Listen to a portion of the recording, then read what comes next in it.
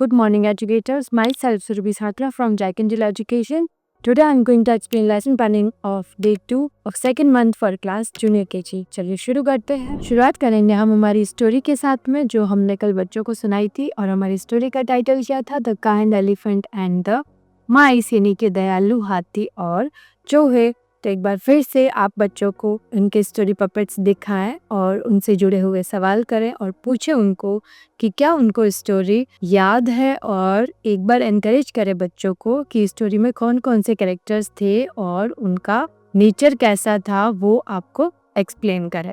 उसके बाद आप स्टोरी का फर्स्ट हाफ इन पिक्चर्स को दिखाते हुए बच्चों को एक्सप्लेन करें और आप चाहें तो स्टोरी पपेट्स की भी हेल्प ले सकते हैं। First half of the story यानी कि हाथी जंगल में आए थे और रास्ते से गुजरते टाइम जब चूहों के घर उनके पैरों तले कुचले गए और चूहे जब परेशान होकर के राजा चूहे के पास गए और राजा चूहे ने जब हाथियों से बात की तो उन्होंने अपना रास्ता बदल लिया। इस तरह से हाथियों ने चूहों की बात मानी और चूहे खुशी खुशी रहने लगे। यहाँ तक कि स्टोरी आज आप फ्लैश कार्ड्स और बुक को रेफर करते हुए बच्चों को एक्सप्लेन करें और उन्हें बोले कि वो घर जाकर के स्टोरी को पिक्चर्स के थ्रू अपने पेरेंट्स को भी जरूर सुनाएं। ये था हमारा स्टोरी टाइम। नेक्स्ट है हमारा लैंग्वेज टाइम और आज के लैंग्वेज टाइम में हमारा टॉपिक है साइट वर्ड्स का।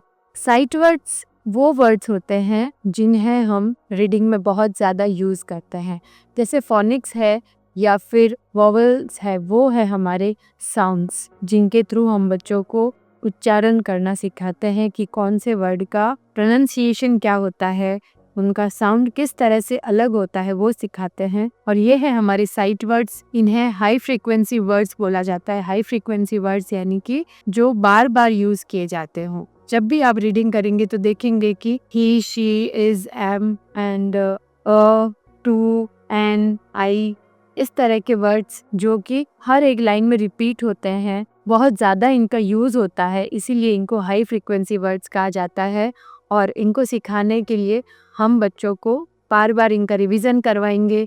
कुछ खेल कूद में इस तरह से सिखाएंगे कि बच्चे इनको मेमोराइज कर लें, ताकि जब भी इन वर्ड्स को देखें तो वो इनको इजीली रीड कर पाएँ, इनको समझ पाएँ। तो इसके लिए आपकी बुक में हमने ये दे रखा है पेज नंबर 27 पे, आप बच्चों से बुक ओपन करवाएं। इन वर्ड्स को आप कलरफुल चॉक से बोर्ड पर लिख लें और आप बच्चों को बोलेंगे कि जैसे वर्ड को आप बोल रहे हैं आपके बाद उनको उसी वे में सेम प्रोनाउंसिएशन में उनको रिपीट करना है आपके बाद में, ठीक है। जैसे आपने आई लिखा है, बोलेंगे कि वो आपके बाद में उस वर्ड को रिपीट करेंगे, A N an T O to, ताकि बच्चे समझे कि यहाँ पे कोई हम साउंड या फोनिक उनको नहीं सिखा रहे हैं। यहाँ पे कुछ पर्टिकुलर वर्ड्स होते हैं जो कि एन है, टू है, अ है, इज है, तो इनका हर एक बार साउंड चेंज हो रहा है ना। तो इन छोटे छोटे वर्ड्स को बच्चों को केवल कैच करना है, उन्हें ओनली सीखना है और रिपीट करना है। यहाँ पे उनको कोई भी एक तरह का साउंड फॉलो नहीं करना है। तो इस तरह से हम बच्चों को एक्सप्लेन करेंगे सारे वर्ड्स और इसके बाद हम वर्कशीट कंप्लीट करवाएंगे जिसमें हमने 4 सर्कल दे रखे हैं, जिसमें आई, एन, टू, ए, ये चारों वर्ड्स का प्रोनाउंसिएशन बच्चे सीख चुके हैं और अब हमें इनको बताना है कि बाउंड्री पे सर्कल की जो कलर है उस कलर को साइट वर्ड में बच्चों को फिल करना है। तो आप उनको क्रेयॉन्स दें और उनसे ये वर्कशीट कंप्लीट करवाएं। जो आउटलाइन पे कलर दिया गया है वही कलर बच्चों को साइट वर्ड के अंदर फिल करना है। फर्श पर गोला बनाकर साइट वर्ड्स को लिखना है, बच्चों से उस पे जंप करवाना है। नेक्स्ट है हमारा नंबर टाइम। आज के नंबर टाइम में हम राइटिंग करेंगे नंबर 6 का। तो इसके लिए आप फ्लैश कार्ड का यूज़ करें जिसमें नंबर 6 आप बच्चों को शो कर सकें और आप कलरफुल चॉक से डॉट्स को बनाते हुए आप ब्लैक बोर्ड पर नंबर 6 को ड्रॉ कर लें और कोई भी 6 ऑब्जेक्ट्स, जैसे यहाँ पे हमने टॉफ़ीज़ है तो आप भी 6 टॉफ़ीज़, आइसक्रीम्स, कोई भी चीज़ आप 6 के काउंट में बोर्ड पर ड्रॉ करें ताकि हम बच्चों को अच्छे से रिवाइज करवा सकें। हम एक एक्टिविटी भी करेंगे साथ में राइटिंग से पहले, ताकि बच्चे इजीली उसकी फॉर्मेशन को समझ सकें। या फिर अगर आपके पास सैंड पिट है तो आप उसको भी यूज़ कर सकते हैं। उसमें आपको सैंड लेनी है और बच्चों से उसमें फिंगर ट्रेस करते हुए नंबर 6 ड्रॉ करवाना है। तो आप क्या करेंगे, सबसे पहले बच्चों से 1 to 10 एक बार बुलवाएं। पहले आप बोलेंगे, बच्चे आपके बाद नंबर्स को रिपीट करेंगे। अब आप उन्हें बताएं कि आपने नंबर 6 उन्हें इंट्रोड्यूस करवाया था, तो नंबर 6 को कैसे काउंट करेंगे वो आप फिंगर्स पे करके दिखाएं। तो आप पहले करेंगे, बच्चे आपको फॉलो करेंगे, like 1 2 3 4 5 and 6। This is our 6। तो 6 में कितने ऑब्जेक्ट्स आते हैं, 5 + 1, और 5 + 1 जब होता है तो उसको क्या बोला जाता है, नंबर 6। इसके बाद आप सैंड ट्रे और सैंड पिट के साथ में बच्चों को बिठाएं और हर एक बच्चे से आपको पहले सैंड में 6 ड्रॉ करवाना है। तो उसके लिए आप उनको हेल्प आउट करें, पहले आप उसमें 6 बना करके दिखाएं। उससे बच्चों की राइटिंग की प्रैक्टिस हो जाएगी, तो उनका ये कॉन्सेप्ट क्लियर हो जाएगा कि 6 की फॉर्मेशन कैसी होती है और उन्हें कैसे लिखना है। इससे वो राइटिंग की फॉर्मेशन बच्चों में लर्निंग में इजी रहती है, इसीलिए हम उसको सैंड में करवाते हैं ताकि बच्चों की प्रैक्टिस हो जाए। उसके बाद आपने जो बोर्ड पर ऑब्जेक्ट्स ड्रॉ किए हैं उनको काउंट करें और बच्चों से बोलने के लिए कहें। तो आप काउंट करेंगे, लाइक 1 2 3 4 5 6। आप फिंगर रख के काउंट करेंगे और बच्चों से बोलना है कि वो काउंटिंग करें। उसके बाद आप वर्कशीट शुरू करवाएंगे। आप बच्चों से बोलिए कि इनमें से आपको काउंट करके 6 टॉफीज में कलर करना है। तो पहले यहाँ कलर करवाएं, उसके बाद उनको क्रेयॉन्स दें और उनको 6 पर ट्रेसिंग करने के लिए कहें। तो जैसे उन्होंने अभी सैंड पिट में ट्रेसिंग की थी, सैंड पिट में उन्होंने 6 को ड्रॉ किया था, सीखा था, उसके बाद बच्चों को कहना है कि वो यहाँ पे एक बार फिंगर से करें और उसके बाद यहाँ पे क्रेयॉन्स की हेल्प से अपने 6 को बुक में ट्रेस करके कंप्लीट करें अपने वर्कशीट को। ठीक है, ये था हमारा नंबर टाइम।